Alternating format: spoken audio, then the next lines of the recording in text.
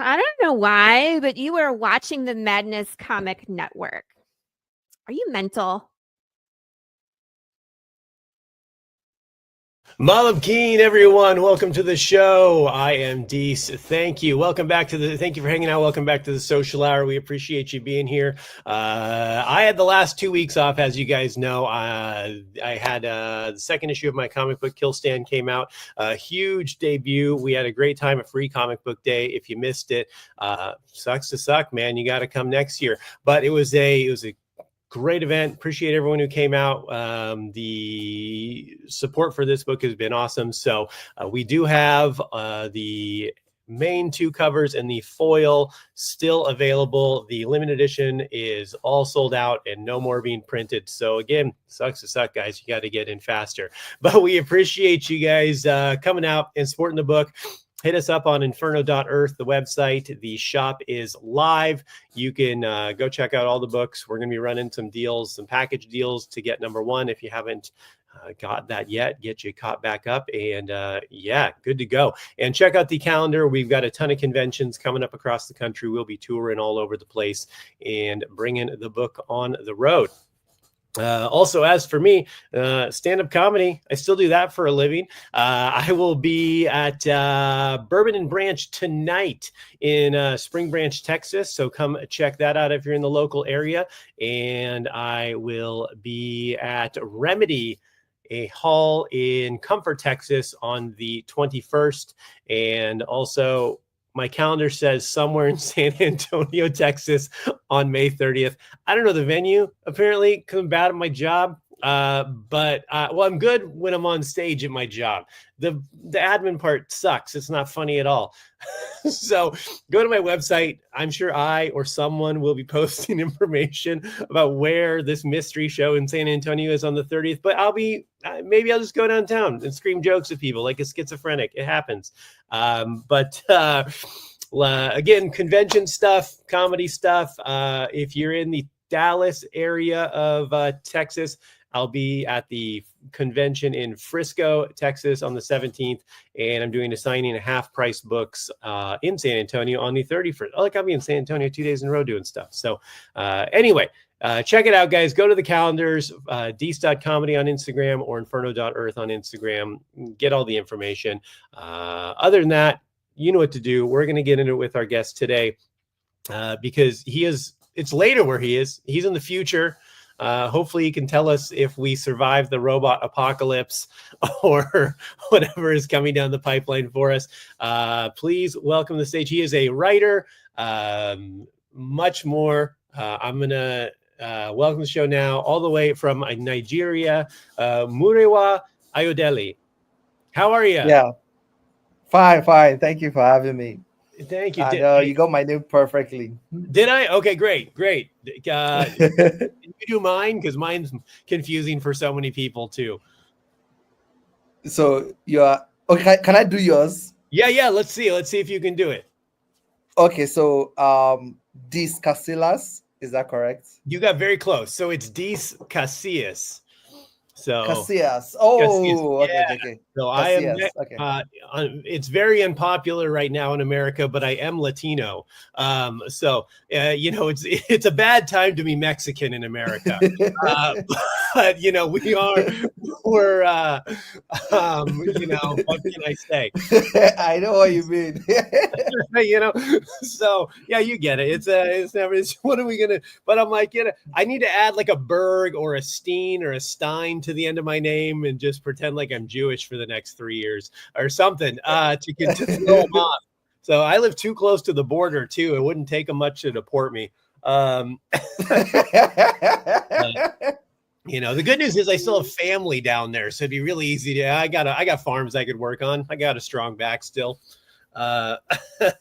So either way, you'll be making your money. Yeah, I'll be fine. It's all right. I'll get some more sun down there, a little outside time. The food's better, I'm sure. So definitely. So yeah, man, thanks for being. You are. I said you are from Nigeria, correct? You still live there? Yeah, I still live in Nigeria. Oh yeah. So I mean, I'm sure you've been to America, right? Never. Never. Do you want to come, or is that your choice to have never been here? um, especially now that the book is kind of taking off, I would actually do like to come and get to meet people, especially because I grew up watching American TV, Yeah, uh, yeah. cartoons to everything. So I want to see how all these things that are just theoretical in my head to actually see how it is in real life. So I'm curious and to actually meet people and everything. So yeah, there is that curiosity. But I kind of gave up after, which is another country and has nothing to do with it. But I kind of gave up when I tried applying for a visiting visa with Yeah. the UK, and it just felt like a waste of money and my waste of time when I got rejected. I was like, you know what, all of you, F you, I'll stay in my Yeah, country. I'll just stay where it's great here. You should just stick with that vision of whatever you have of America from 80s television, because you would get here and be greatly disappointed. You would be like never meet your heroes. You'd be like, ah, shit, this is just dirtier and than I thought it would be. Why is everyone homeless and on drugs? Okay, yeah, it's not it just whatever media painted it as, and utopia people think of it as, like, it's not that. So And here yeah. I thought everybody would have guns and they'll be screaming America with bald eagles and Oh yeah. flags. Yeah, not so much, man. I think there's a lot of confusion as to how people feel about it these days, um, or probably has been for quite some time. Uh, maybe that's why I keep, again, moving closer to the border of my home people, so I can just eventually just like, you know what, I'll just hop over this. They don't stop you when you go over the wall the other direction. They're Yeah. whatever, man. That's fine. We don't care. So, but so the God, what is it like? Like, I have no frame of reference. What it's like growing up in Nigeria. Like, I assume you grew up there, spent your whole life there. Yeah, I spent my whole life here. At least from what I've seen in the media, I think Nigeria is kind of close to the US in the sense that depending on the state you're in, you can have very different experience. Yeah. I think if you're from Lagos State, which is like the most popular state in Nigeria, you hear Lagos, and Lagos, different depending on the pronunciation, and that's like the city, super exposed, everything. You could meet people of different races, especially if you're like in the islands there and everything. Um, I know a lot of like my friends that grew up there, was exposed to comic books, and all those full on experience. While I lived in like this small town called in Osun State, you know, and that state is named after a river goddess, so Okay. it's a much different experience. There's more spirituality when it comes to the traditional religion here. Um, uh, it's uh, it felt strange because my parents didn't grow up here, so my parents always seem to know more things than like every other person's parents. So when I come to school and I'm like, oh yeah, someone was saying this stuff about this cartoon about Disney. What's Disney? And they're like, you don't know Disney?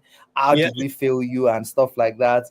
And then they just be like, what, just watch all this, watch Sleeping Beauty, Snow White, everything, just here, So most of the education I, I got when it comes to American entertainment was probably through my parents, and it's always like them being disappointed, like, oh, sorry, our bad, would show you some of these things because we got that because we didn't grow up here, and Yeah. and things like that. So yeah, so it's even till now where I still have that kind of experience, maybe because I think my dad studied English, so Okay. sometimes it could even be like some big popular literature, maybe something written by Shakespeare or something, and it's like, how did you not read this in school, and stuff like that. And it's like, okay, let me tell you about the story, and at the same time too, so most of my experience when it comes to like literary experience is been through my parents mostly. Sure. Because even traditional stories too, I heard a lot of them from him, because he also kind of grew. He wasn't His grandmother kind of was always close by when he was growing up as a kid, so he learned all these traditional Yoruba stories too, that he would tell us as kids, stories about the tortoise and stuff, and so Okay. those ones too are fun growing up. So yeah, it's a different experience here, Yeah. you Well, could. did you say where are your parents from? What part of Africa are they from? They're from Nigeria, but it's in Oyo State. Oh, Ibadan is I also. thought you meant they're from another country in Africa. No, No, they no, are no, no, from from Nigeria. no. Okay, got it. Yeah, but for different states, Ibadan is also Yeah, close to Lagos. It's also a very big city, got it. Okay, civilized. Ibadan is the largest city in West Africa. okay. So they got all that, especially during very early on, before this current regime in Nigeria. Nigeria was, I think, split into like three districts and stuff. Ibadan was like the capital of that district of the southwest. So they had all those full exposure and everything. Yeah, yeah, So Osun State was a newer state, that newer state they cut out of Oyo State, a very small state. So and then they moved there just, because there's going to be need for jobs and stuff like that. sure. So came here to work for the government, as civil servants, So that's why I was there. So the exposure level was very different, And so yeah, it's you could, for example, in some other states, you would need to probably learn English as you speak the traditional language there. Hmm. Here, you could almost survive solely without knowing how to speak English at all, at Oh, least really? when I was growing up. So, yeah, so, so different stuff like that. Yeah. So, when were you taught English growing up, or did you learn English later in school, or No, no, yeah, you learn it in school and everything, but it's just, so they teach it from a you might very not, early age? from a very early, but you might Yeah. just never need it, because when you go to the Yeah. market and you try to buy something, you just, in Lagos, for example, because there are people of different tribes there, Yeah. you're going to have people of different tribes, so it's safe to speak a form of English, either the natural English or pidgin English. Mm, You might need to speak some form of English when you're taking the bus, because you don't yeah. know who your driver is. Your driver might be of this tribe or another tribe, But Yeah. Yeah. here, probably all the people you interact with will probably be of the same tribe throughout. So you might never need to speak English. You just speak the language of that tribe, and Yeah. you would survive. Yeah, that makes sense. I mean, it's so funny because um, I mean, it's partly because ugly Americans just self-centered, don't care about anywhere else in the world. But like, trying to, like to get a grasp of, I mean, first of all, you ask most Americans, they'd probably tell you Africa's a country, where you're like, Yeah. they're like, well, it's little continents, a little more divided than that. So there's just not like a concept of the scale of it. And like you said, how you're in within that, you do have, within Nigeria alone, which is, I don't know the size of that country compared to the other countries in Africa. Probably, is it a little on the smaller side compared to other countries in Africa? It's not that big. It's like average size, Okay. but population wise, it's the biggest. Oh, really? Okay. It's the I'm most sure populous nation in it's, Africa. and it's on it's on the coast, right? The kind of the West Coast. So it's got, I mean, I'm Yeah. guessing being coastal helps population, makes a difference too. Yeah, it's that probably helps. But not only the coastal, it also has like two major rivers running through it. Mm, So probably lots of early immigration, add lots of places to settle.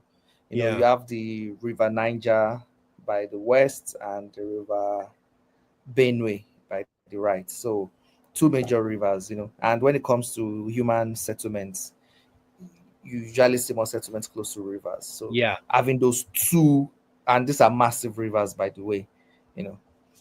So these The are rivers you could have like football pitches inside, they are oh, that geez. big. So Very decent. Yeah, so that's a hell of it's a hell of a river.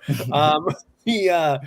So I mean, what's it like? Living because I mean, again, I think people look at Africa and don't think about how you're this because like in America we are a big piece of land on a continent, like we've got Mexico below us and Canada above us, but it's a big piece of land. But so I mean, because it probably takes what do you 6 hours to get across Nigeria, something like that, to drive all I don't know, but like what's it like? I that's mean, 24 hours.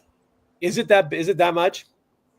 Yeah, it's that much. But thing is that they're like way bigger countries like Algeria and all those stuff. So land mass wise, it's not small, but Yeah. it's not like US where you have like 3 time zones, it's still one time zone here. How much interconnection between countries do people do over there? I mean, like, are you, like,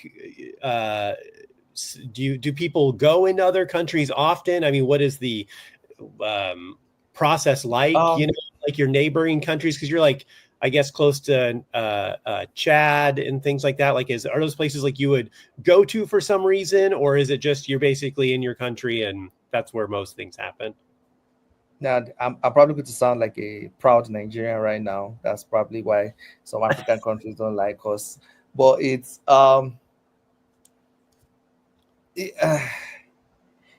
very early in our development. Nigeria was developing very fast. There was a particular time where the Nigerian naira was worth far more than the dollar, almost rivaling the pound. Okay. So during all those times, it was other countries trying to migrate towards into Nigeria. Oh, So okay. there's more of that. Indians who were trying to move into Nigeria. At that time, I think you could almost have visa-free entry into the UK and stuff like that. But through years of corruption, a civil war, and various things, I don't think our strength at that time too was doing well to the colonial masters too. So they probably preferred us weak so that more manipulations could happen and stuff like that. Yeah. So as the economy started to tank and stuff like that, we now became more of the people that migrate out. But despite that, I think we still migrate more towards Ghana. Ghana is in West Africa, but it's also not like our neighboring country. Um, I think South Africa to some extent, but mostly it's countries like the US and the UK and stuff like that. Uh Music, entertainment, we export our entertainment a lot into African countries. So a lot of African countries are usually, overly aware of Nigeria, Okay. either they like us or not, it's because of our entertainment industry. And yes, because of the way state of Nigeria is, as much as they also love us as regards, entertainment and everything, because of our music, everything, we also have a lot of bad eggs too, when it comes to like internet fraud and everything. Oh, So when we yeah. move to smaller countries as well, they usually don't like us too, because imagine a smaller country where the economy is still, building and everything, and then a Nigerian fraudster comes in and starts spending millions there, Yeah, yeah. and suddenly all your ladies are no longer interested in the men there, and Like, they're like, yeah, you know what, Nigerian prince just Nigerian men, just Nigerian men, So, all right, and, humble brag.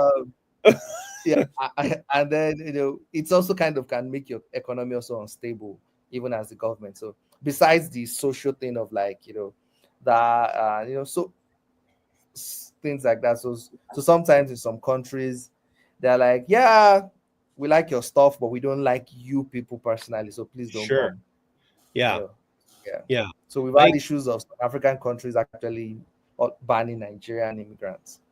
Oh, yes, yeah. See, I mean, it is again. I feel like that's something that people who don't live in that area probably don't consider that, like, you know, um, they're like, oh, they're African. You just go to, but like, yeah, you're still going to another country with another culture and other people and other, religions and languages. Like there are social and cultural barriers that to Yeah, divide drastically. yeah, you can't. There's so many African. Yes, there might be shared culture, but yeah, that also happens even across continents. Yeah.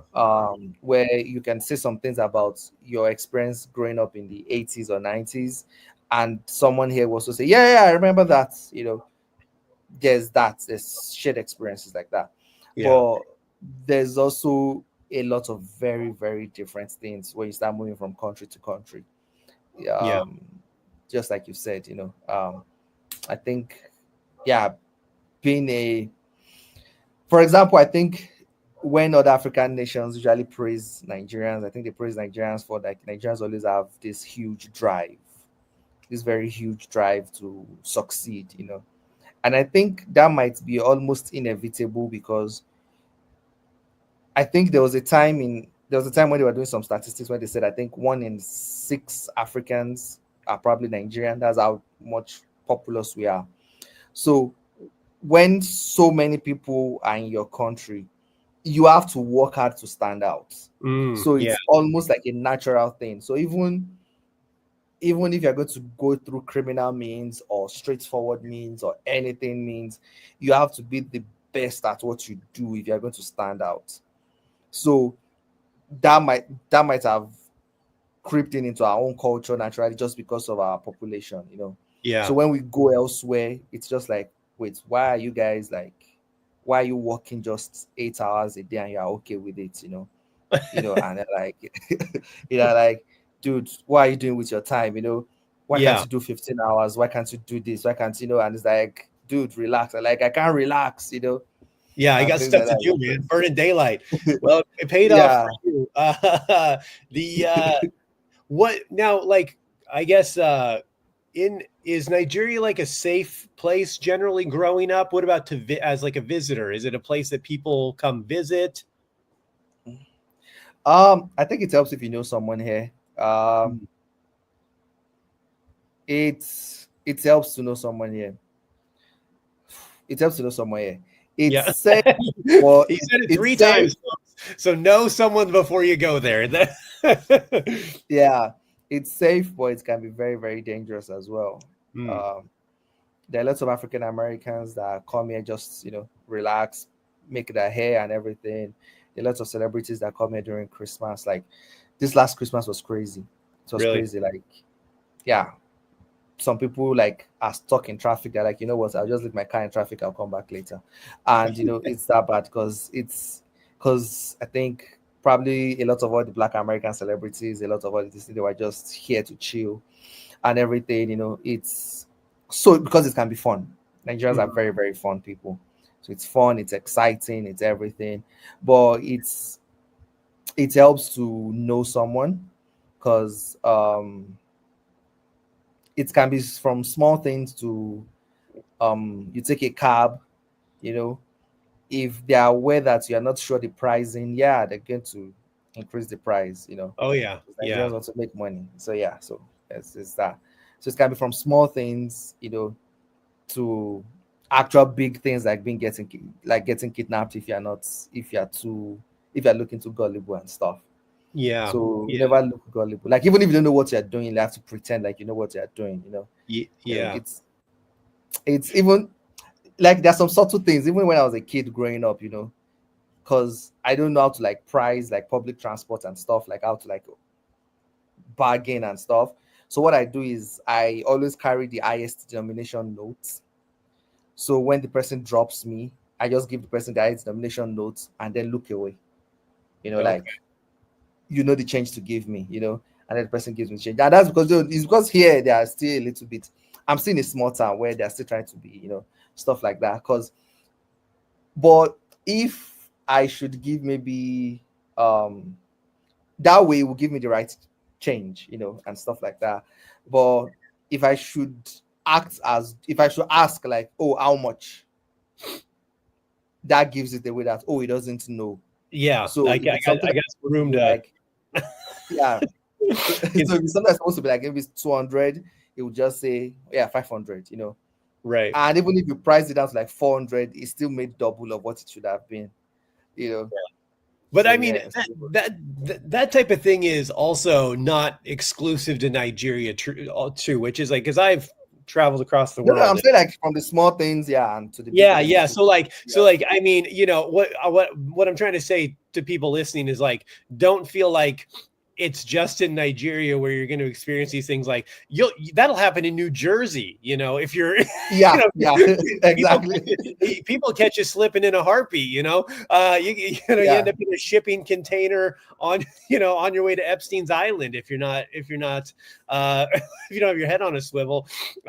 So, because like I go to Central America a lot, and yeah, same thing. Like you gotta, you get off the, you go out of the airport, and they know who's not from there. I mean, like, and It also helps in how you dress. If you see all Yeah, those people that do those travel guides on Instagram, watch the way they dress. They never dress flamboyantly. yeah, They dress very casually, very down to earth.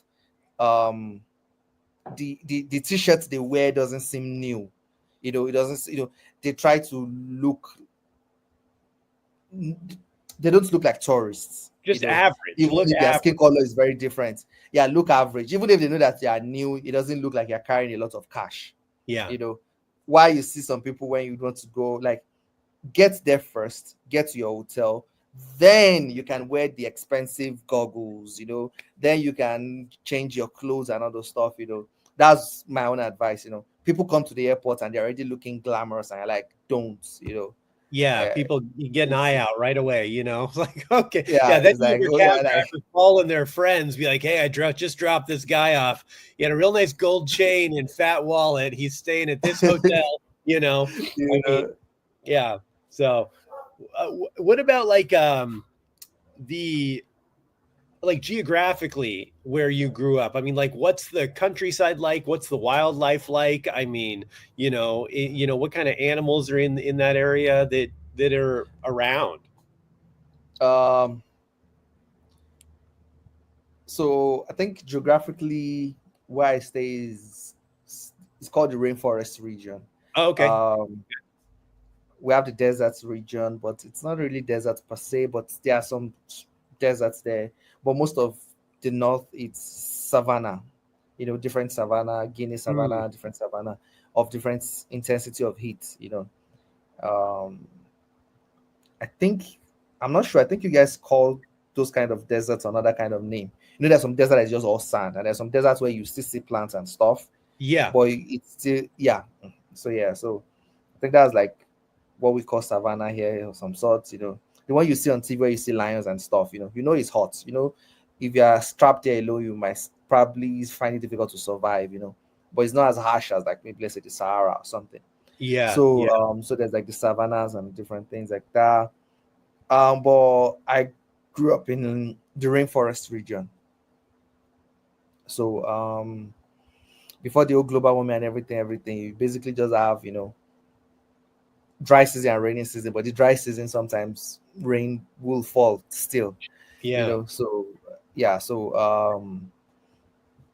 because I stay in Osun State, and the Osun there is named after a river goddess. So that means there's a river running through the state too, a relatively big river, not as big as Niger, of course, but still big, which is River Osun. So there's a lot of religious activities that happen there once a year. Osun Festival. Yeah. People from all over the world come to visit. So there's a place called Ocean Grove, you know, where it's like this. It's not a forest, and it's not like the woods, but it's not a densely packed forest, but it's just like a grove basically, you know. Okay. But you see a lot of artistic African style statues where you walk and stuff like that. It's a very artistic place and stuff like that. There's Nikkei Art Gallery that makes some of our arts from here and gathers them here. It's a very artistic place here. It's seen as a more traditional place because the the hometown of all my tribe is Yoruba. Of my tribe is from Ileife. You know, it's from Ileife that the Yoruba tribe spread across um, Nigeria. So Ileife is also in Osun State. So Osun State is seen as this almost like this primordial Yoruba state. So, but wildlife, if not killed them all, traditionally, it's things you would see in a jungle mostly. You know, Yeah. um, apes, elephants, a little, hippos. You know, hyenas to some level. Not much of things you would see in a savannah though, but just things you see in the forest. You know, those are the kind of things. But you probably won't see any of that because we've occupied most of what would be the rainforest. Sure. So, So they've kind of gone away from so what? the. Yeah. So what you see mostly are just maybe goats and chickens. You know. Oh yeah, so you don't get, but I mean they're around. You've got, I mean, it just that's such a yeah. I mean, it's like I said, I go to Central America a lot, and when you go to the rainforest there, you're like, okay, they're like, it's like watch out for jaguars, watch out for like you have to like think about things you don't think about walking down the street in like LA, right? No, I don't think you would think about it here too per se. I don't think you would, Because it's far enough except away from the you. cities now. Yeah, but we also uh, um we always crack a joke here to say I think we've killed all the game in our forests Yeah. because we've eaten them all. Okay. Make it safe. It's safer now. So, Yeah, the because even my family in particular, I hope they don't get offended. You know, like my extended family and stuff, we're known for eating like various types of game. mm-hmm. Um, from snakes to like different weird stuff. We've eaten them all, and they're all sort of delicious. Game is like special cuisine here and stuff. So yeah, Yeah. so I think we've eaten them all, man. If there's a Hey, jaguar, we'll probably eat it too. hey, listen. I've eaten snake and stuff when I was in Mexico. It's all right. You get to eat what's available sometimes. So, eat what you can Yeah, catch. So, and um, it tastes like chicken. So yeah, doesn't most stuff. At the end of the plus, if you cook it and season it right, almost yeah, anything's fine. Yeah. snake is like the lean part of the chicken, but with a little fishy texture, a little like that middle ground kind of thing. Yeah, it's fun. I mean, like I said, I mean, alligator, turtle, all kinds of stuff I've eaten, and it's like, yeah, it's fine. Yeah, You wouldn't, I'm not sure if I was at a 5-star restaurant, I would order it. If steak was no, on I the think menu next to it, but like I'd eat it again and it's fine. I'll pick it over steak. Funny enough, I think it depends on how it's cooked because Mm, they are lean meats. I think some, yeah, yeah, and I've seen videos of people like frying it and stuff like that. You're like, no, it's lean meat. When it's lean meat, you stew it. When yeah, it's yeah, stewed, it's much stronger than things like beef and stuff. yeah, yeah. I mean, you can make anything delicious. So so let's sorry, I just always fascinated to talk about people who live in other countries and like what it's like there. So one last question about that. Then I want to talk to you about the storm and in other stuff. But what I'm always fascinated, like, what is the view of Nigerians of America? Like, what do they see? Do they talk about it? Do they consider it? And what is like their thoughts when they look at a country like America, especially now? Um, Nigeria is a very, very diverse place. Like it's very, very diverse. So you're going to have all the possible opinions you can imagine in your head. You're going to have a large group of people that share those views, Yeah. You're going to have people that are like, yeah, man, I like what that Trump guy is doing, I going to have people being like, what the hell is it doing? You're going to have everything. You're going to have everything, You're going to have people being like, yeah, America, you know, yeah, you might even have people that are more patriotic to America than Americans, I believe that. Yeah, and you would have the whole spectrum of everything you can imagine, it, it's just But it's comforting to know that even in other countries they can't agree on shit. So that helps me. That makes me feel better about my life here. yeah, So but when it comes to entertainment wise, though, I think you people have a strong competition with Korea now, because I think Koreans are starting to win the hearts of a lot of people more than American movies now, though. oh, really? Yeah, Interesting. I didn't know that. Yeah, you guys get a lot of imported entertainment, I assume. yeah, especially Oh. with female audience, especially they love their K dramas a lot. So that's a good segue to the comic book and stuff. How did you find um, comic books and that form of entertainment as a child? I mean, did they have comic books at the stores when you were a kid, or I mean, how did you discover that medium? I'm not sure how I discovered it. It's all those things that you just suddenly realize. I don't know if you've seen some of these jokes that people make where sometimes you try to look back at your childhood and you're like, it almost feels like you were asleep.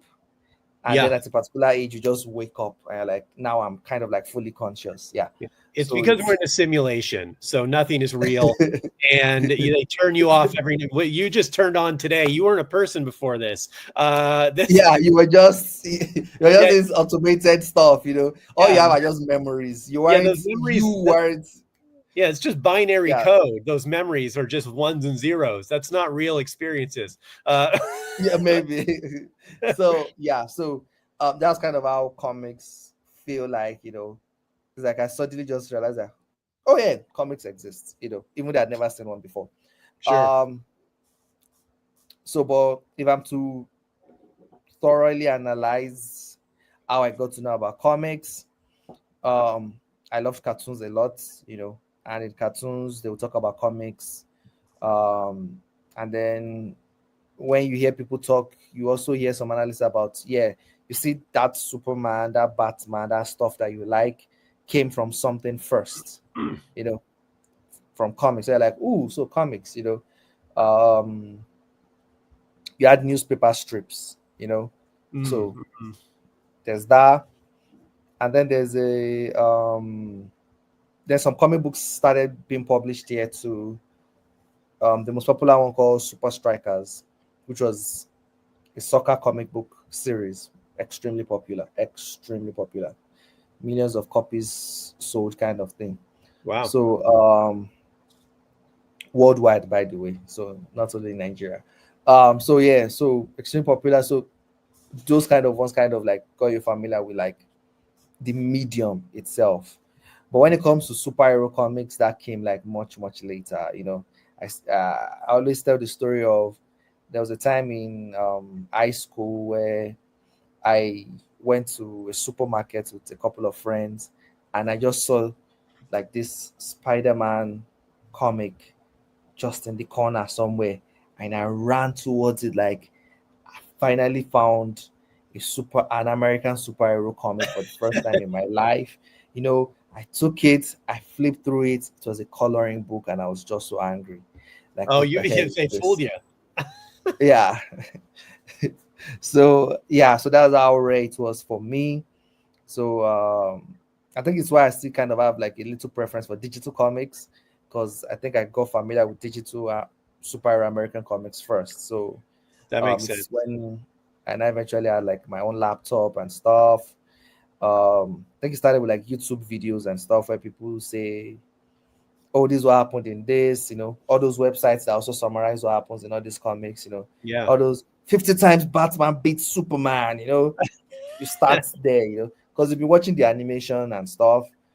So from the animation, you graduate to reading those articles, watching those YouTube videos, like Comics Explained, the Yeah. time T'Challa did this to Storm, and different stuff, so you watch all that, and then gradually you're like, you know what, I think I can read these things myself, and think you start I think I started with comicsology, but then Hmm. you don't have any money and it's not as if you have any card or anything. So you read some of their free stuffs, and different things like that. Then later you find out that, oh yeah, hire a captain, they're pirated stuff too. And you get into that, so gradually you get to know more. At first I didn't even know it was piracy. I thought because they had adverts in them, because all those sites always have adverts, that Yeah. Marvel was getting paid based on all the Oh, adverts I yeah. was clicking on Well, and stuff. yeah. Someone was getting paid. Probably Yeah, someone was getting paid. someone paid some money. It probably wasn't Disney. Like But all these adverts are too much for it to be like someone is yeah, getting paid, definitely, maybe if you want like advert free stuff, you go to Comixology. If you want like if you're okay with the adverts thing, you read this one, So that's what I thought for a long time, by the way. So I didn't even know it was like a bad thing or stuff like that. So um, later I think I got a job and stuff like that. So at least I had little money, I had some card. So tried Comixology again, put my card in, different things like that. The Marvel Unlimited came later. Wh- So yeah, so that's my experience with comics. I didn't always like. It took me a while to find the comics that I loved too. It took me experimenting here and there, sure. and even some that I thought I didn't like, I eventually still like them. I think you know, what's the first comic you try if you've never tried reading comics before and you like superhero comics? It's the best-selling comic you try. It's just instinctive. Nobody Yeah, tells you. yeah. You Well, know, it's such a big it's like part of. I mean, it's 90% of the genre, right? Is superhero comics, so it's easy to yeah. get sucked in. So yeah, so the first one I tried was Batman. Seems like So easy. and I think at that time it was Scott Snyder and Greg Capullo. Okay, not a bad. That's all So right. That's a good one to get into. I get. Yeah. and I hated Oh, it. okay. All right. So It's why did terrible. I hate it? Why did I hate it? Because I was coming from cartoons, Mm, and Greg Capullo's art style, at least for that issue, was this scratchy thing trying to do these horror vibes, and I'm like, why does this artwork look unfinished? Why is it all scratchy? Why is it all right. neat and stuff? Like the artwork in the animation is always very crisp and neat. Yeah, You're not bubbly, used to the old rounded. scratchy thing. Yeah, less So I'm not. like, why? There's no like rendering in cartoons. It's very perfect, shiny. Like, No yeah, but straight edges. yeah. So you're not seeing like all these scratchy things, and stuff like that. And I did also know that there was like artistic interpretations of characters. So I'm like, why does the scarecrow short and fat? Mm. Why is what's happening here? So I'm Why does like, I Joker gave up not on. have a face? Yeah, yeah. Things like that. So and I'm just like, what's this? What are we doing here? So I just dropped it like, nah. I couldn't even finish the issue. So I tried. I was trying different comics, random comics. Like, I can't even remember. Um, then later I was like, okay, you know what? Enough of the new comics. Let me read the old ones that we've all heard about.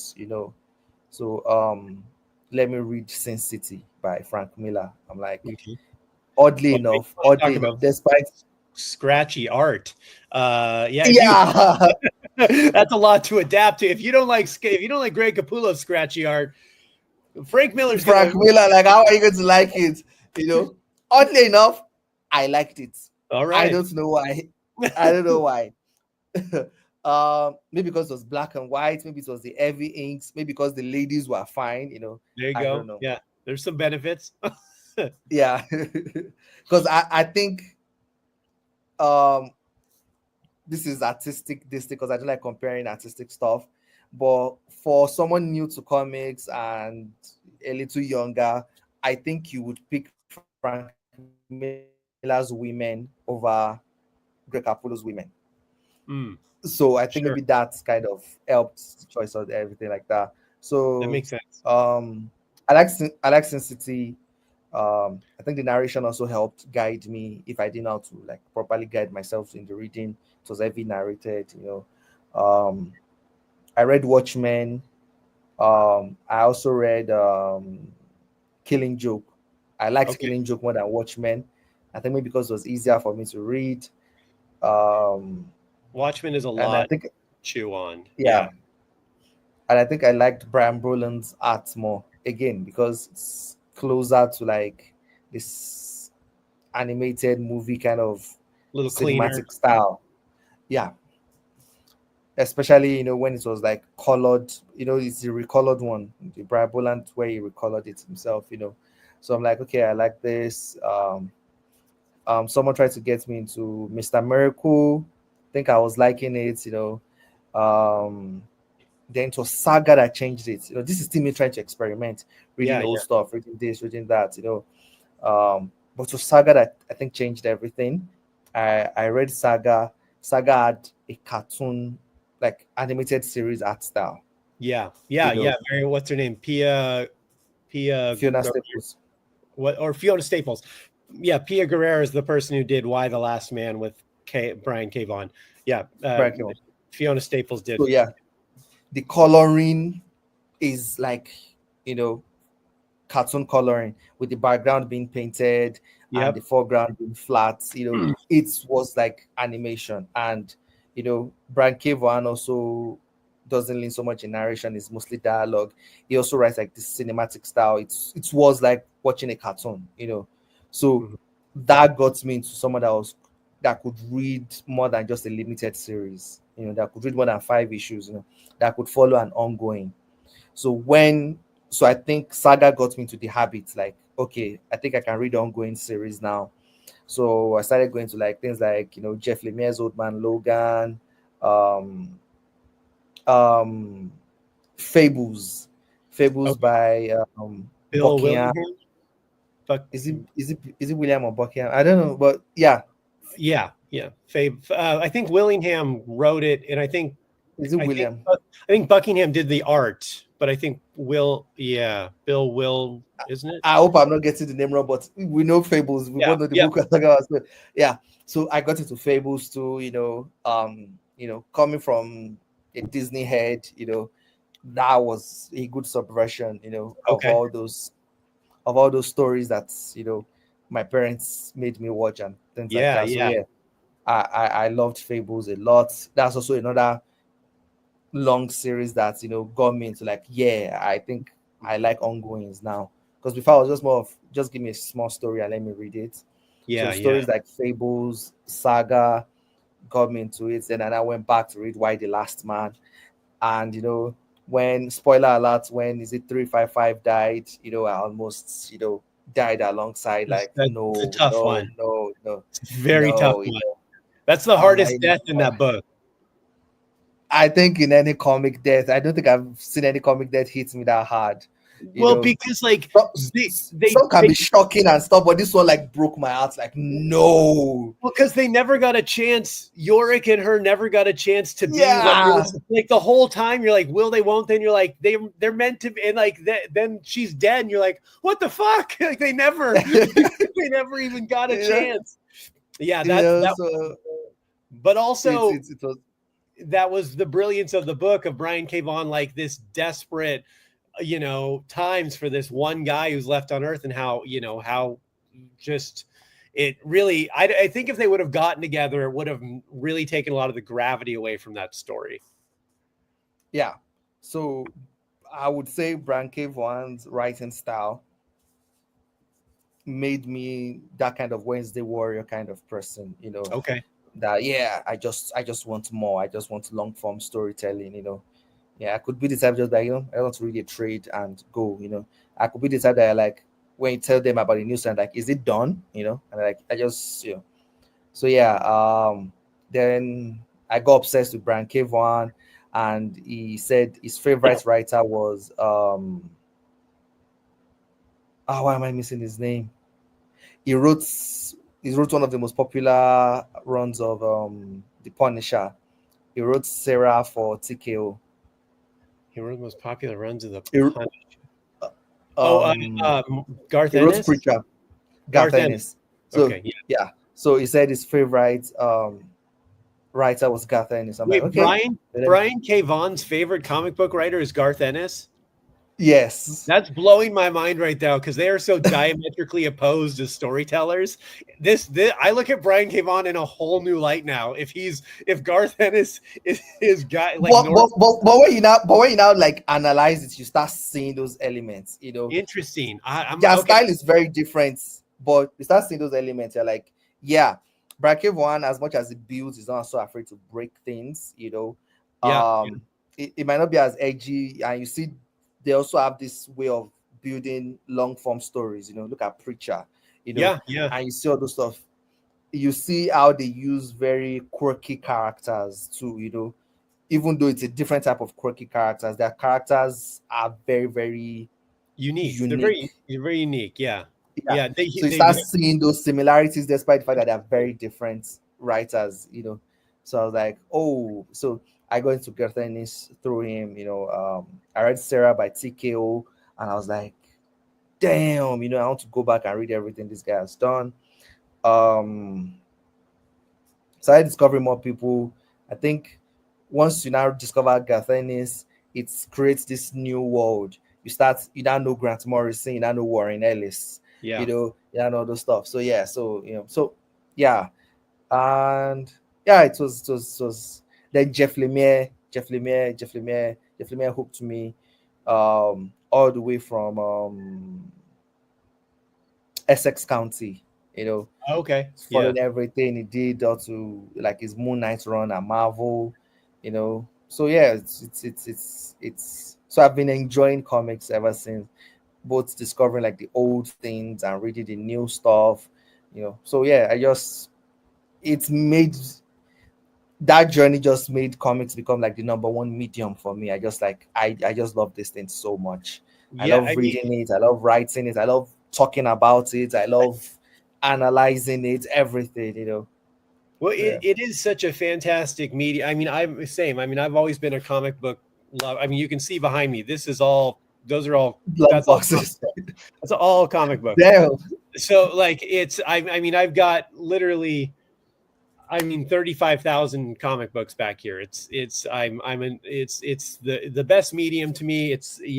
And I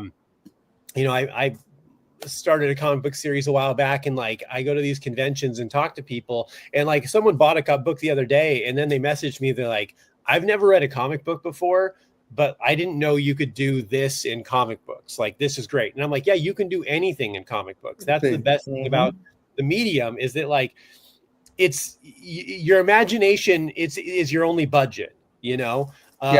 And people just, like we talked earlier, people just think Batman, superheroes, capes, tights, and you're like, no, the story is the people, and the crazy situations around him is like the least interesting thing. Like, I'm sure with writing Storm, the least interesting part about Storm is when she has to punch people in the face. That's the most boring part. The best part is her character and who she is and what that means in this crazy world. And now you want to find interesting ways to show that to the audience without spelling it out. Right. Yeah. I mean, so what brought you? Were you like, did you ever get introduced to the X-Men before writing the book? Were you a fan, or how did that, how did that road to writing, one of the biggest X-Men characters ever come?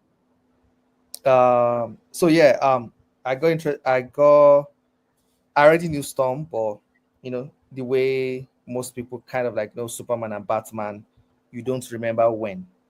Sure. because they've existed before you were born. So you just know that, yeah, Superman. You just wake up one day like, oh yeah, Superman exists, Batman Right. exists. So it's other characters that are like, oh yeah, I remember when I discovered Moon Knight or something. But you don't remember when you discovered Batman or Superman because they've always Yeah. been there.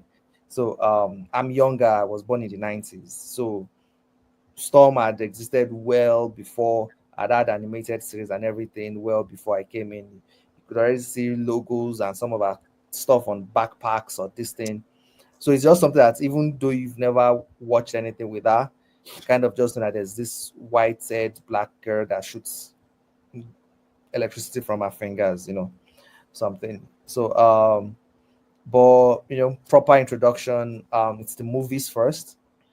Then, like when I was doing like all this research into, what had been before and stuff like that, I discovered that, oh, there was something that existed before the X-Men animated series and how it was goated and everything. So I was like, okay. So I went back to read all that. And occasionally I'll read a bunch of X-Men comics. I'm not sure which one my first was. Maybe it was House of M by Brian Michael Bendis. You know, so you read a bunch of X-Men comics, here and there. Yeah. Maybe there's this big event you're reading, you see the X-Men show up, different things. And then the Krakoa era came, so it became less of picking and choosing. So that became more of, okay, so I'm here now, this is I didn't again, when you're new to comics, I didn't know like, oh, there are like these lines of books that have like their own kind of like mini continuity shared together. I just Right. saw these books as Marvel Comics. So I'm like, oh yeah, which one are they saying online that is very good right now? You know? So I didn't know there was X books or Avengers books or Spider books. It's just they're all Marvel books. So Yeah. just which one is good now, and then you just pick and choose. Oh yeah, Wolverine showed up in this one. Oh nice. Oh, Storm showed up in this one. I didn't even know like you could pick stuff. And because I was also reading a lot of things in backlog, I would download things that add like names like the story arc, you know, like when you hear things like the Court of Owls, Right. So in my mind, I didn't even know there was like there's a Batman ongoing that is like issue one and going to issue 100 and keeps going. I thought, oh, people release like, oh, Court of Owls, and then so that's what I thought. Yeah. So I Everything didn't know. would contain stories instead of this just never ending perpetuity, expanding continuity. So a lot of all these stories. So yes, I think I've even gone. I didn't know they were titles like just Storm or something.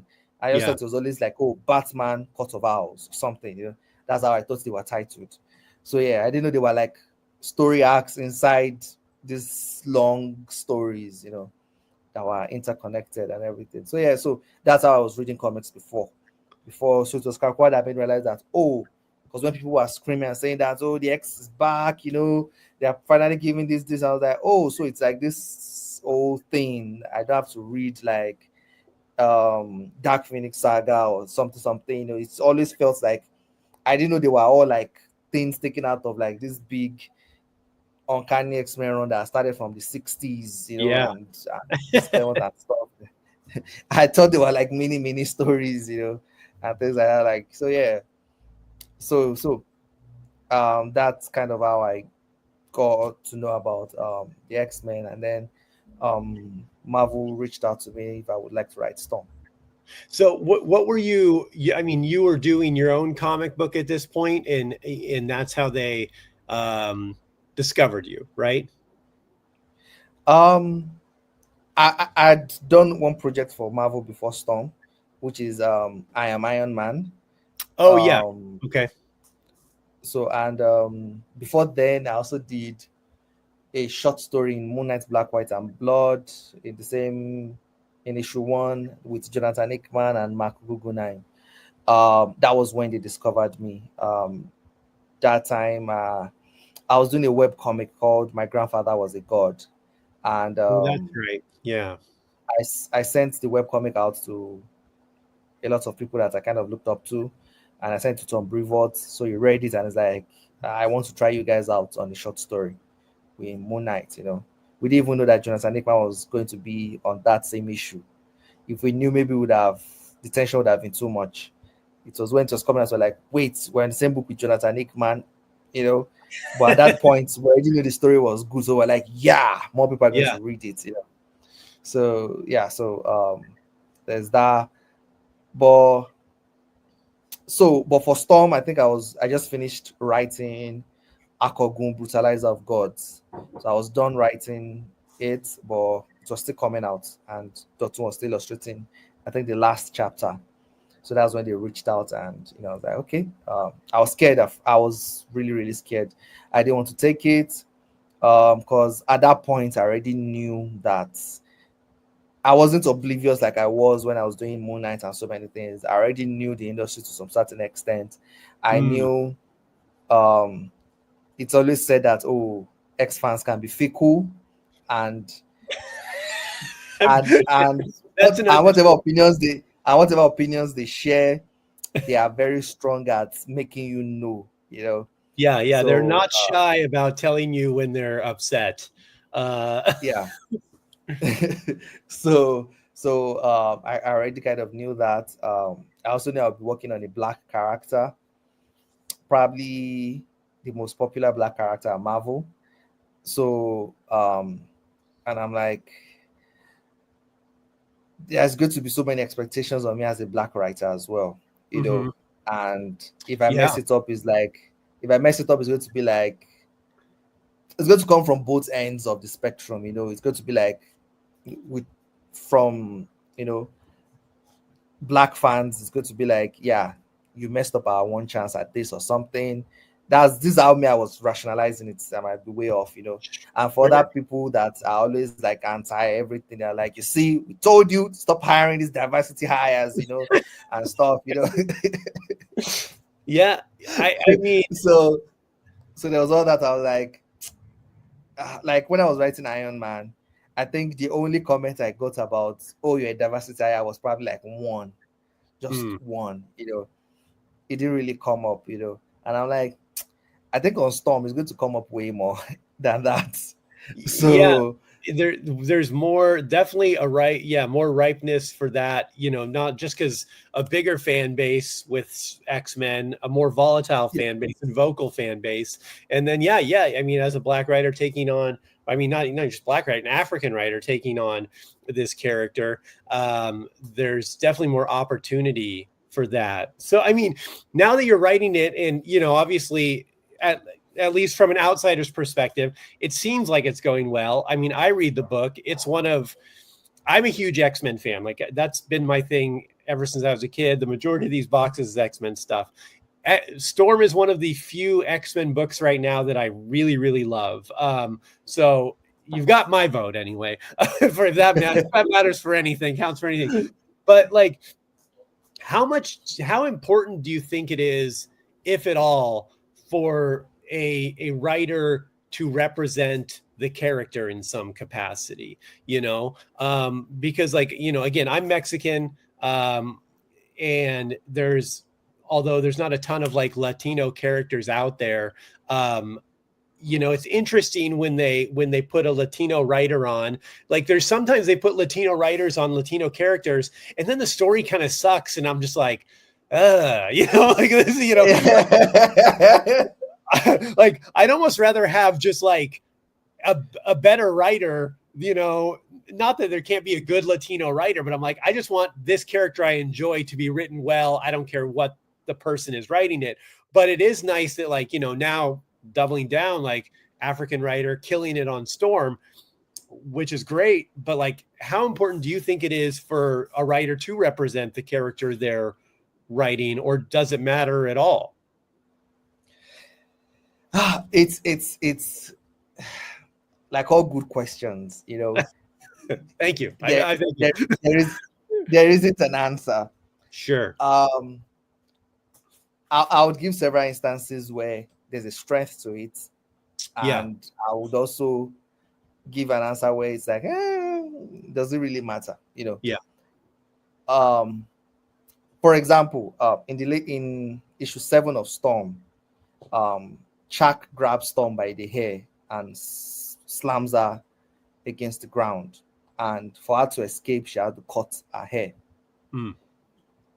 There is a small group of people that began to say it was anti-black.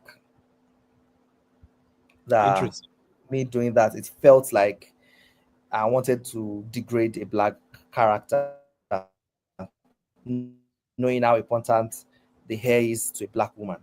Yeah. And in issue 3 as well, when Storm and Wolverine had a sex scene, I was also accused of the same thing too, being against black being against black and black people in a relationship. That I was being anti-black, like I wasn't promoting black people, I wasn't promoting black love, Sure. And I was actively against it and writing stories to teach against it.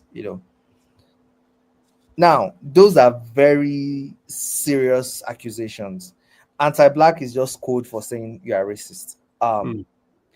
Now, I think if it was a white writer, those accusations might be harder to survive.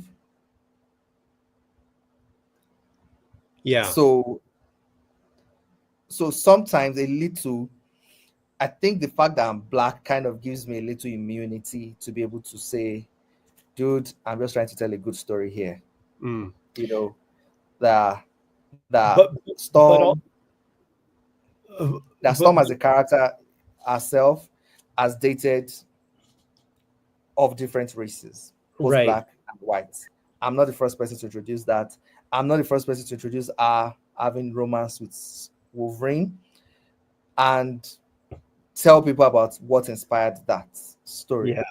To be able to say the reason why Chuck grabbed her hair is it's something that happens in fights a lot. When you have long hair, your hair is grabbed, and weapon used against. And the reason is because in the next issue she gets box braids, which is a more kind of African hairstyle. I was even trying to make her even more African. I was trying to even make her more black. By giving her box braids. So I could easily do that. And I think maybe if it was someone from another race or culture, maybe those allegations might have been taken more seriously. I don't know, because we don't live in that alternate world. So I think sometimes it might give you immunity to a certain extent to take some big swings. Yeah, I agree with you. I definitely. On the other hand, I'd almost think that maybe because you are black, that the expectation is higher for you, and that if it was a white writer like you say, I don't know if anybody would even had that thought. Like, I don't think anyone, I'm not sure people would be like, hey, why is this white writer making this black character sleep with a white guy? Because it's been done before. And it wasn't a problem. I think maybe the microscope is on you more because they're expecting you to make this character identify as African and black as possible, whereas they don't have that expectation from another writer. Does that make sense? Yeah, it makes sense. I think in the early issues of Storm, there's a particular critic that was like, oh, she was expecting this to be more black. And, so maybe that might be that, And I'm like, yeah, this story has to be very personal to Storm. And at the same time, it is black if you like look at it carefully, Yeah. So that's why I say it's a very dicey thing. So oh yeah, it's that. Oh, what if I'm getting scrutinized more, even because I'm black, Right. And it's what if I'm getting grace in some areas because I'm black, And so it comes in different folds and shape, and it's like I don't think there's any real answer to it, I'm just happy that a lot of people are gravitating towards the book, way more than people that are being apprehensive. People are having fun with it, and the book is exciting. The book is fun. That's one. And I'm introducing a lot of new ideas from various cultures across the world. And I see people being extremely receptive to those ideas. I'm seeing Americans being receptive to ideas that were taken from, like, say, Australian mythology, from Asian mythology. I'm seeing Brazilians being receptive to, ideas being taken from African mythology, from Greek mythology, because I'm bringing in a lot of all these things there. And I'm so happy that everyone is being receptive and open to all these cool ideas from across the globe, because Yeah. I find a way to visually represent that.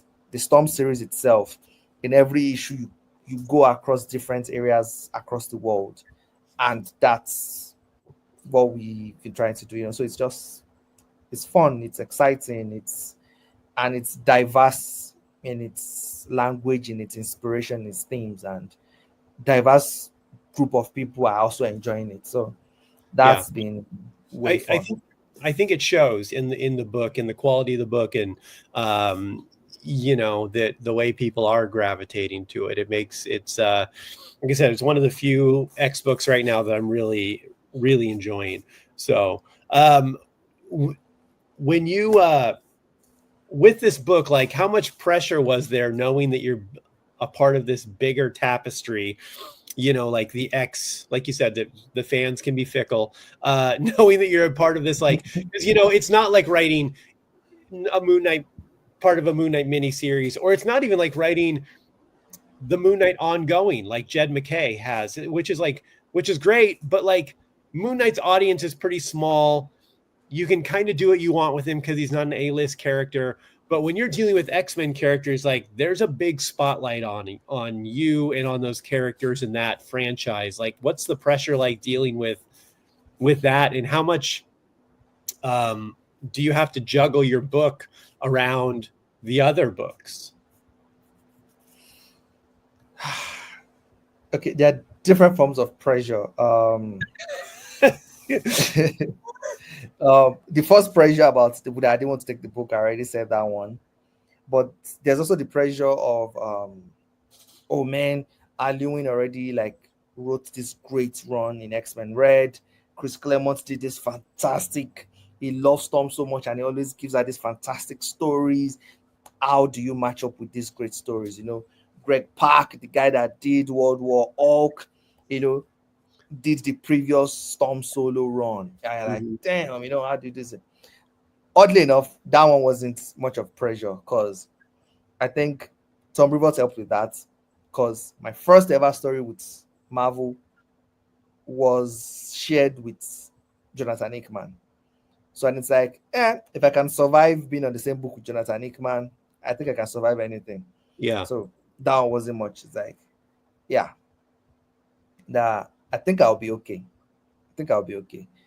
So there isn't pressure there. But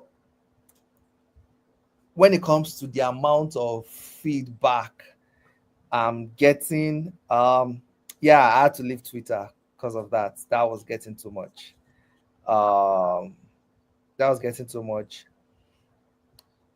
And the reason why that got a little too much is, I hope I'm not being egotistical, and I hope I'm correct in this assessment. The way I approach storytelling is very different. So a lot of times people think they know where the story is going. So they're already like very vocal and harsh and stuff towards this, and like it's not even going that direction. So it's just, the feedback wasn't proving useful anymore. Yeah. I'm a trained computer scientist, so I love feedback, because I also worked as a senior software developer for a university before I got into comics. So I love feedback. Like, oh yeah, I do this beta version of this app. You give me feedback. I'm like, okay, let me see how I can improve it. That's so I've always liked feedback. All the stories I've done before now, I read reviews, I do everything. I try to get feedback. But all those books have always been short stories. So this is like my first long form storytelling. So the feedback is seeming less useful day by day, because it's Mm. like that's not where the story is going, like for example, in X Manhunt, where I wrote Cyclops. People are like, "Oh my God, you hate Cyclops so much. That's why Cyclops is going through all this stuff. You hate him so much. You're trying to villainize him. You're trying to this. You're trying to that, and stuff like that." And it's like, have you read the Bible? And when you see a prophet of doom, the prophet that is correct, that is saying all the things that is going to happen, they always hate him, they always despise him. It always seems as if he's crazy. Everything he's saying always seems like this. He always goes through the worst punishment. Mm-hmm. And then you read like 5 chapters and you're like, oh my God, it was correct. Oh my God, it was correct. Yeah. And it's like, that's what I'm going for. I don't hate Cyclops. They're like, all of you all hate Cyclops, and it's this and that. And if you read the latest issue of Storm, you would almost be like, oh, Cyclops was right. Yeah. He said, yeah, if you let Xavier go, the government will start hitting down hard on you guys. And Storm gets it. Yeah. You see that impact. And I was like, Cyclops was right. I was like, but you thought I was writing Cyclops to be wrong. You thought I was writing Cyclops to be a villain, And Yeah. it all like, no, like it's not that, And You it gotta got to breathe level now. that, yeah, and it got to level that some Cyclops fans now have vendetta against me. There's one that consistently raises allegations against me, tagging Tom Brevoort and sending things, and I'm like, why, Yeah. because you think I hate Cyclops because of that story, Now you are constantly trying to like ruin me and ruin the book, Bec- like serious account evidence, I can share it to you after this, a proper Cyclops account. I was like, I don't hate Cyclops, Yeah. and it's that, and it's maybe things like, oh yeah, Storm gains a new power set now or something, and it's like, oh yeah, it's because you want to make her like the most powerful being so that she can kick everybody's butts, and blah blah blah blah blah. And it's like, dude, there's a big villain that's, in my mind, there's a big villain coming here, and guess what? Even the power she's gained would still be enough. Yeah. Like, and and it's like, Yeah. You gotta let I'm this building build. up to something. I'm building up to something, like I'm taking inspiration from a lot of, like, I give an example. I'm taking inspiration from the Bible. I'm taking inspiration from Greek mythology. I'm Mm-hmm. taking inspiration from anime and manga and how they structure their stories. I'm taking inspiration from classic American comics as well. I'm taking inspiration from European comics. I'm taking inspiration from African storytelling. I'm taking inspiration from all these things. The way I structure stories, it's different from what you're familiar with. If you're trying to predict it, you chances are you're probably wrong, you know. So and it's that, and it's like, so that constant feedback might be like, okay, you Yeah. know, I think there was one issue in issue 3 where people are like, oh, you already forgot about the Storm Sanctuary that I introduced in issue 1. I'm like, dude, we're going to get back to it, it's Yeah. coming back in issue 6, and it's like, so it's things like that, so it's like, I think what people really want to know is, when are we going to find out what's up with that hippo? When yeah, you got so introduced to this hippo in issue number 1 and then never saw it again. Where'd you get this hippo?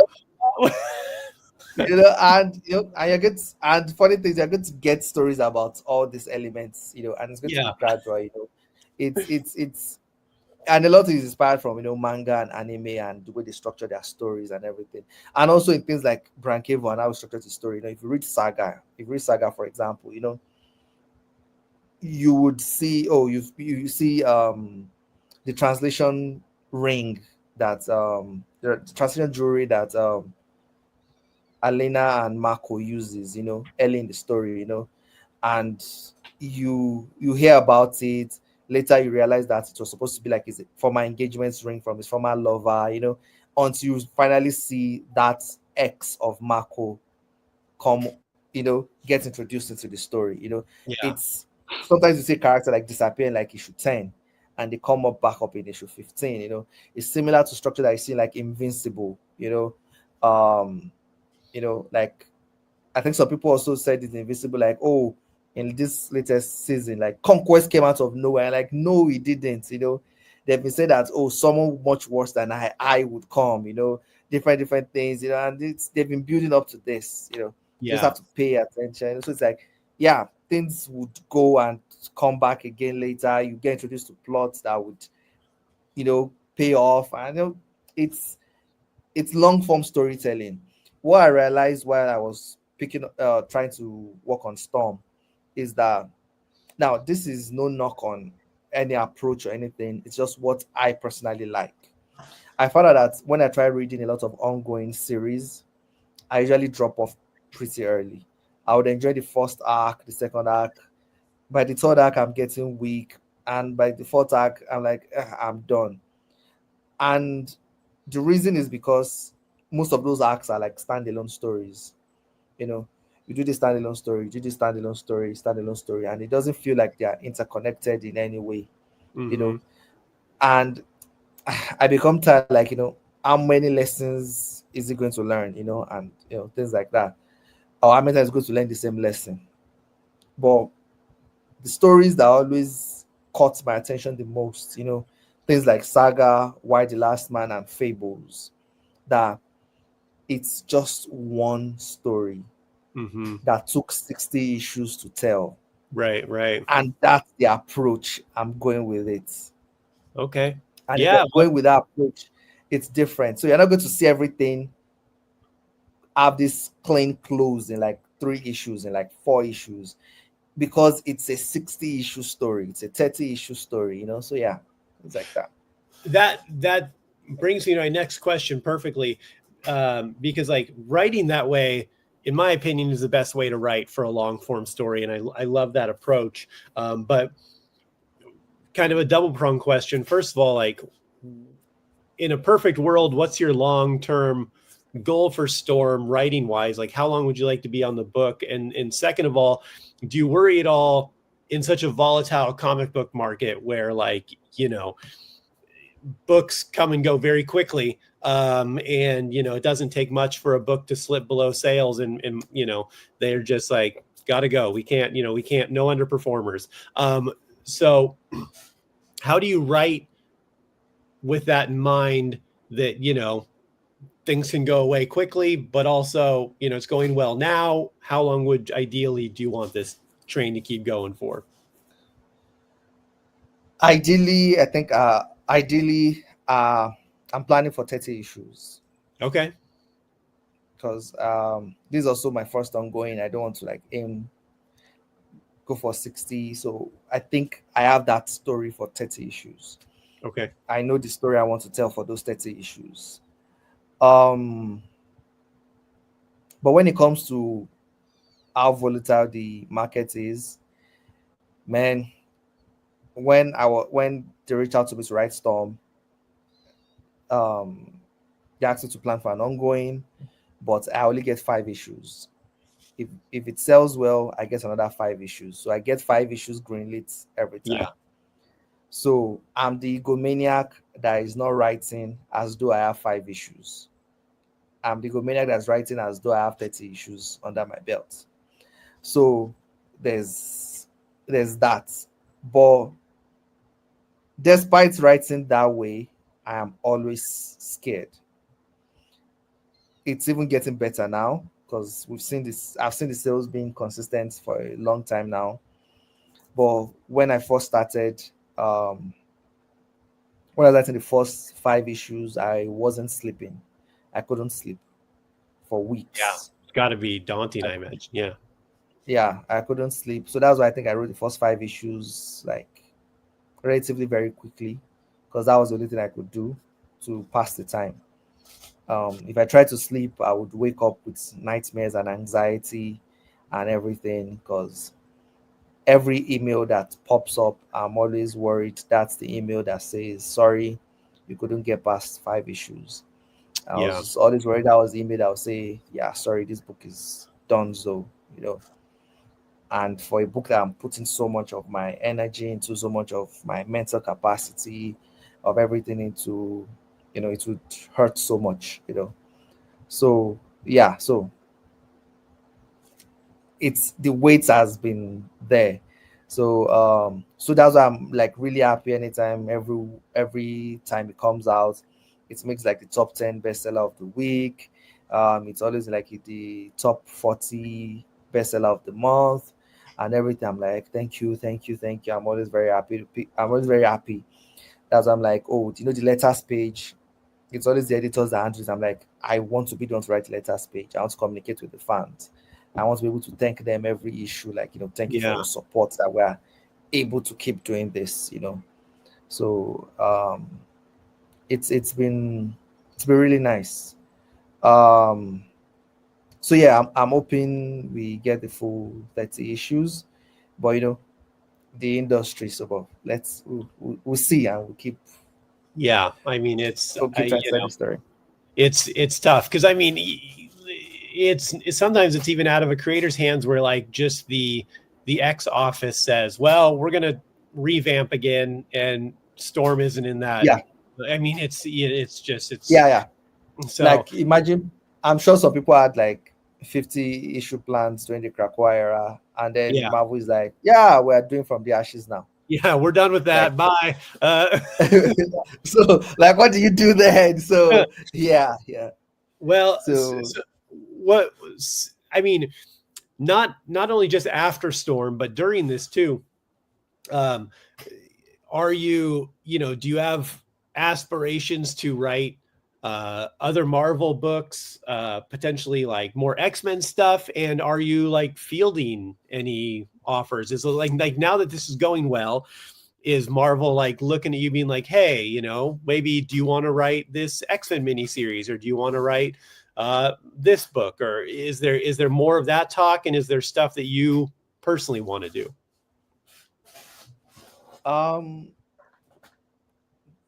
so far there hasn't really been anything per se, like, the Storm book is doing well, do you want to do something else? There hasn't been that yet. I think because I'm a new creator too, they want like to be sure, I can fly the plane and also land it. Yeah. So Good analogy. So I think they might be watching out for that first. So there's that. So I'm not too worried about that. And writing and ongoing is kind of tough. It's really tough. So right now too, I think I'm opening to doing something more, but I think right now too, I'm also like perfectly okay with just doing this one and making sure, like I said, land the plane perfectly and correctly and well. Yeah. And that would make me happy to be like, yeah, because there are creators that have had this, that have been on multiple series and have not had the opportunity to actually have a successful series. Yeah. So I think I should be able to be appreciate that I do have one successful series right now. So and to be able to make sure I captain it well. So I'm focusing on that. And right now too, I had dreams and aspirations before I started writing Storm, but now that I'm writing it, the dreams are kind of changing. Yeah. For example, I love female characters a lot. Um, but now I'm scared that I hope I don't get like pigeonholed into, this guy that writes the black characters or this guy that writes the female characters. Yeah. So yeah, so sometimes you're like, you might want to do something, but you're like, do I pick it because I want to do it, or do I also pick it because it's also the good career decision? That makes sense. So I'm still don't. I'm still too new to the industry to know like what the next move should be. Like, some people will tell you that that's not called a pigeon, or that's called a niche. Creators have niche, They call Ickman when they want to do the big events. They call Ickman when they want to do the big plot things, They Yeah. don't. Yeah, so that might just be it, So maybe me trying to say, oh, I can do everything might actually be a bad move. I don't know too. So I'm Yeah. still trying to figure it out. But I want to be able to have fun. I want to be able to have fun. And I like many characters, and yeah, I like many characters of different races, of different genders, of everything, and I want to be able to write them all without that limit. I think Are, that's the goal for now. are there some specific characters you'd like to write, whether with Marvel, DC, or other? Um, the Fantastic Four is one because I think I would have the room to like go crazy with a lot of like crazy ideas. God bless you. Thank you. Yeah, I would have the opportunity to like go crazy with a lot of crazy ideas. So Mhm. Fantastic Four is a good choice. Sif from the Thor franchise. Um, that's always a good one. Shuri. Shuri is also a favorite character of mine. Vixen from DC. Okay. Yeah. I think I could do something cool with her. Um, Alwyn already beats me to it, doing something with the Green Lantern Joe.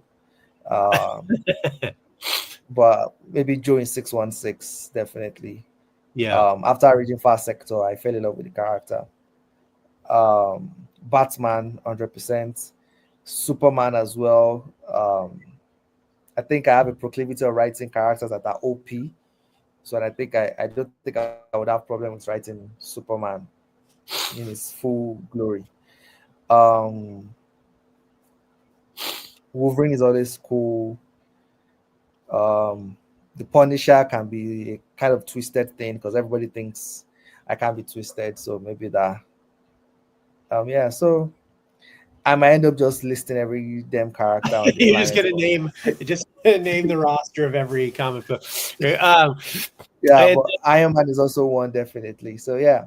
you're okay. You got a lot of then. Hopefully, we see you on more stuff soon. Then, are you any aspirations? I mean, I know you've done your own web comics and stuff like that. Have you thought about bringing some of that or new project to the American market, working indie comics or creator owned through Image stuff like that? Yeah, I'm trying to stabilize now. Well, I would try to get at the indie market again.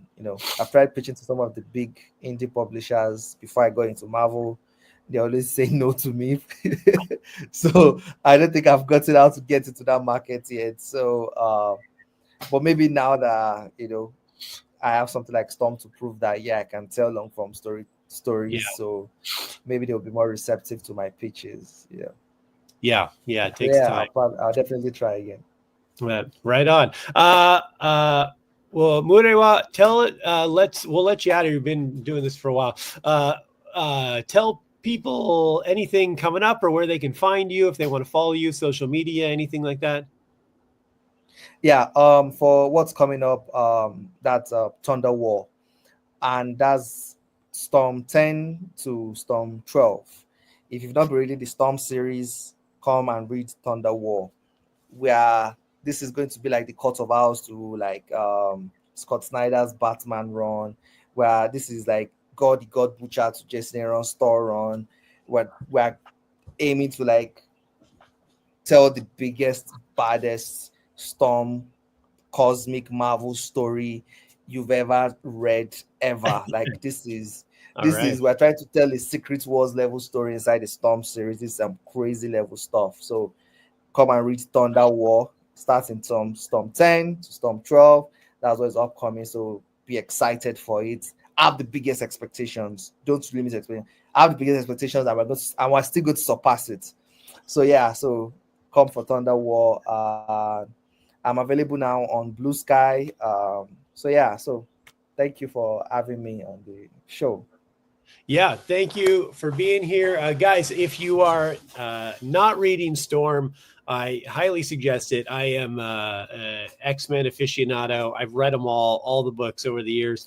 And I'll be frank, there's not much coming from the X office I like, I mean, Marvel's on my shit list right now. There's not a lot of Marvel's doing I love right now. Storm is one of like probably less than 5 books from monthly from Marvel that I really, really look forward to right now. And I think it might be the only one in the X line I really look forward to. So definitely give it a read and keep an eye out for anything else. Murewa does lots of great stuff, and I look forward to reading you on more stuff soon. And as for me, guys, again, go to deececomedy.com. Check out everything going on across the network, the calendar, live comedy dates coming to a town near you, and also conventions. I'm going to be across the country doing conventions with Kill Stand #2. If you want to get your copies, if you haven't yet, hit the shop on inferno.earth and we will get you copies shipped out to you ASAP. So that's it, guys. We're going to get out of here for the week. We appreciate you hanging out. And for Social Hour, I've been Deece, and for Murewa, thank you very much, guys. And we will see you all next week. All right. And we are clear.